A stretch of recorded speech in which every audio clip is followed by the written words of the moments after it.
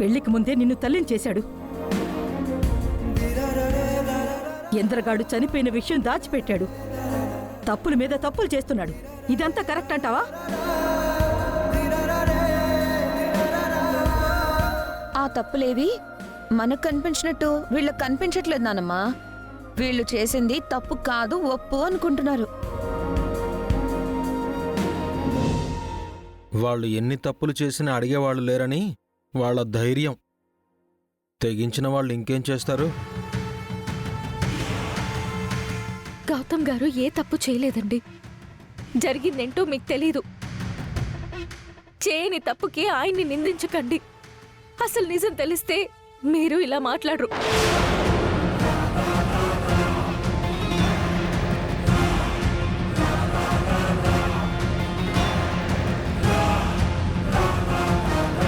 ఏంటి ఆ నిజం? మీరింకా మా దగ్గర ఏం దాస్తున్నారు? చెప్పవే. వద్దత్తయ్యా, ఇక ఏ నిజాలు వినే ఓపిక నాకు లేదు. వదిలేయండి. లేదు మేడం, మీరు నిజం తప్పకుండా వినాలి. అహల్య, అసలేం మాట్లాడుతున్నావు? నువ్వేం మాట్లాడద్దు. పద ఇక్కడి నుంచి. చాలరా. మీరు నాకు నిజాలు చెప్పొద్దు, అబద్ధాలు చెప్పొద్దు, మోసాలు చేయొద్దు. మేం విసిగిపోయాం, అలసిపోయాం. ప్లీజ్ రా, మమ్మల్ని ఇలా వదిలేయండి. దయచేసి నేను చెప్పేది వినండి సార్. గౌతమ్ గారు చాలా మంచివారు. అసలు ఆయన నన్ను ఎందుకు పెళ్లి చేసుకున్నారు? వద్దని చెప్తున్నాను కదా. చెప్పాలండి. చెయ్యని తప్పుకి మిమ్మల్ని ఇలా నిందిస్తుంటే నేను చూస్తూ ఉండలేను. ఇప్పటికే మీరు నా కోసం ఎన్నో నిందలు మీ మీద వేసుకున్నారు.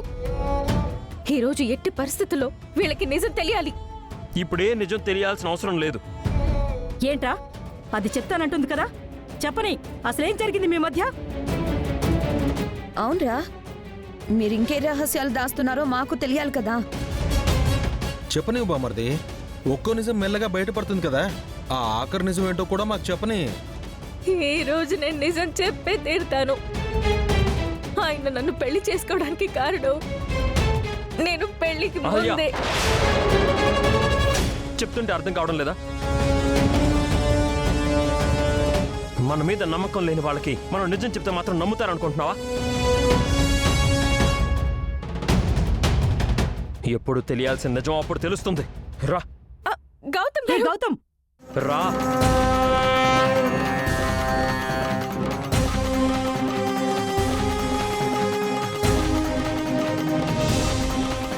అసలు ఏం చేస్తున్నారండి మీరు? మా అమ్మ నాన్నతో నిజం చెప్పనని నాకు మాట ఇచ్చారు. అది మర్చిపోయారా? నా కళ్ళ ముందే వాళ్ళు మిమ్మల్ని అన్నని మాట్లాడుతుంటే నేను మౌనంగా ఎలా ఉండగలనండి? నిజం చెప్తే ఏం జరుగుతుందో తెలుసా మీకు? ఇంద్రని ఎంతగానో అసహించుకునే మా నాన్నమ్మ మీ కడుపులో పెరుగుతుంది ఇంద్ర బిడ్డ అని తెలిస్తే మిమ్మల్ని ఇంట్లో ఉండనిస్తుంది అనుకుంటున్నారా? వెంటనే మిమ్మల్ని బయటికి గెంటేస్తారు. ఆ విషయం మీకు అర్థమవుతుందా? బామ్మగారి కోపం నాకు తెలుసండి, కానీ మీరు బాధపడుతుంటే నేను చూడలేను. మీరు నా గురించి పక్కన పెట్టండి. నాకు ఈ బాధ అలవాటైపోయింది. మీరు నిజం చెప్తే మా నాన్న మా అమ్మ సంతోషించవచ్చు. ఇంద్ర బిడ్డని మోస్తున్న మిమ్మల్ని దగ్గరికి తీసుకోవచ్చు. బిడ్డ పుట్టాక వాణ్ణి ఇంద్రని పెంచినట్టే పెంచవచ్చు. కానీ మా నాన్నమ్మ మాత్రం అస్సలు ఊరుకోదండి. మిమ్మల్ని ఇంట్లోంచి తక్షణమే బయటికి పంపించేస్తుంది. ఆ విషయంలో అప్పుడు నేను కూడా ఏమీ చేయలేను. దయచేసి మీరు తొందరపడకండి ప్లీజ్. దయచేసి మీరు తొందరపడి చెప్పకండి. ఇంద్రగారు చనిపోయిన విషయం బయటపడితే ఏం జరుగుతుందో అని భయపడ్డాం. కానీ అందరూ యాక్సెప్ట్ చేశారు కదండి. ఆ నిజాన్ని ఒప్పుకున్నారు కదా. ఈ నిజం కూడా ఒప్పుకుంటారు. నా మాట వినండి. నా వల్లే ఇప్పటికే మీరు ఎన్నో కష్టాలు పడ్డారు, ఎన్నో అవమానాలు పడ్డారు. ఇంకా ఎందుకు ఇదంతా? నా వల్ల మీకు కన్నవాళ్ళు కూడా దూరం అవుతున్నారు. అది నాకు చాలా కష్టంగా ఉందండి. తట్టుకోలేకపోతున్నాను. అహల్య గారు, ఇప్పుడు మీరు ఆలోచించాల్సింది నా గురించి కాదు, మీ కడుపులో పెరుగుతున్న బిడ్డ గురించి. నెలలు నిండుతున్నాయి. ఇంకా 2 నెలల్లో డెలివరీ ఉంది. ఈ టైంలో మీరు ఇలాంటి టెన్షన్స్, ఒత్తిడి తీసుకోవద్దు. మీరు ప్రశాంతంగా ఉండాలి. అప్పుడే మీ కడుపులో పెరుగుతున్న బిడ్డ ఆరోగ్యంగా ఉంటాడు. మీరు దయచేసి నా మాట వినండి. ప్రతిసారి మీరు ఇలాగే నన్ను కన్విన్స్ చేస్తున్నారు. మీపై మీరే నిందలు వేసుకుంటున్నారు. తప్పంతా మీదే అన్నట్టుగా వాళ్ళ ముందు దోషిలాగా నిలబడుతున్నారు. ఏం జరిగినా సరే నిజం చెప్పేస్తే మీరే ఒత్తిడి నుంచి బయటపడతారు కదా. జో, మీరు నా ఒత్తిడి గురించి ఆలోచిస్తున్నారు, నేను మీ ఒత్తిడి గురించి ఆలోచిస్తున్నానండి. బిడ్డ గురించి ఆలోచిస్తున్నాను. దయచేసి అర్థం చేసుకోండి, మనకి నిజం చెప్పడానికి టైం ఉంది. బిడ్డ పుట్టాక నిదానంగా నెమ్మదిగా అన్ని విషయాలు చెప్దాం. అప్పటి వరకు దయచేసి కాస్త ఓర్చుకోండి. ఎలా ఓర్చుకోనండి? చెయ్యని తప్పుకి మీరు శిక్ష అనుభవిస్తూ ఉంటే చూస్తూ ఎలా ఉండగలను? నా కోసం, కడుపులో ఉన్న బిడ్డ కోసం మీరు అష్ట కష్టాలు పడుతున్నారు. అది నా వల్ల కావడం లేదండి. దేనికన్నా ఒక హద్దు అంటూ ఉంటుంది కదా, మీరు ఆ హద్దు దాటి నా కోసం చేస్తున్నారు. ఇదంతా చాలా కష్టంగా ఉందండి. నిజం చెప్పేస్తే ఈ గొడవే ఉండదు. తెలుసా హల్జీ గారు, ఇన్ని రోజులు ఓర్చుకున్నారు, ఇంకొన్ని రోజులు ఓర్చుకోండి. చెప్పాల్సిన టైంలో చెప్పాల్సిన రీతిలో అందరికీ నేనే నిజం చెప్తాను. అప్పటి వరకు కాస్త ఓపిక పట్టండి. నన్ను అంటుంది మా అమ్మ నాన్నలే కదా, మా అమ్మ నాన్నలే కదా, ఏం పర్లేదండి. నిజం తెలిసాక వాళ్ళే ఆనందపడతారు. మీరు ప్రశాంతంగా ఉండండి, మీ ఆరోగ్యం కాపాడుకోండి. దయచేసి ఇంకెప్పుడు తొందరపడి నోరు జారి నిజం చెప్పకండి ప్లీజ్.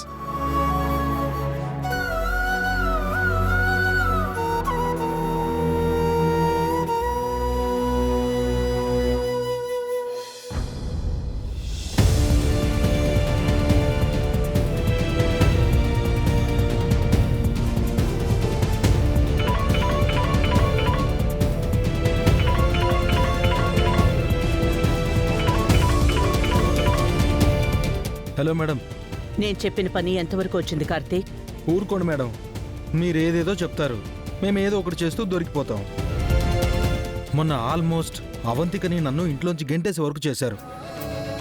మీకు మీ ప్రపోజల్కి ఓ దండం. నేను నా భార్య ఇంట్లో ఎలాగోలా ఉంటే చాలు. అదేంటి కార్తీక్ అలా అంటావు? ఏదైనా సాధించాలి అంటే రిస్క్ చేయాలి, కష్టపడాలి, పోరాడాలి. అప్పుడే కదా మనం కోరుకున్నది దక్కుతుంది. ఈ మాత్రం దానికి నువ్విలా అయిపోతే నా బిజినెస్లో పార్ట్నర్షిప్ ఎలా ఇస్తాననుకున్నావు? మేడం, పార్ట్నర్షిప్ వద్దు, ఏమీ వద్దు, మమ్మల్ని ఇలా బతకనివ్వండి. అవంతిక, నేను అవంతికని మాట్లాడుతున్నాను. నువ్వైనా చెప్పావంతిక, మీ ఆయన భయపడుతున్నాడు. ఆయన సంగతి పక్కన పెట్టండి, విషయం ఏంటో చెప్పండి. మీరు చెప్పింది నేను చేస్తాను. ఆ అహల్య కడుపులోని బిడ్డని చంపేయాలి, వీలైతే అహల్యని కూడా లేపేయాలి. ఓకే, డీల్ ఏంటి? చెప్పాను కదా నా బిజినెస్లో మిమ్మల్ని పార్ట్నర్ చేస్తాను అని. మాకు పార్ట్నర్షిప్ వద్దు, డబ్బులు కావాలి. ఎంత కావాలి? ఓ 10 లక్షలు కావాలా? 10 లక్షలు కాదు, 50 లక్షలు కావాలి.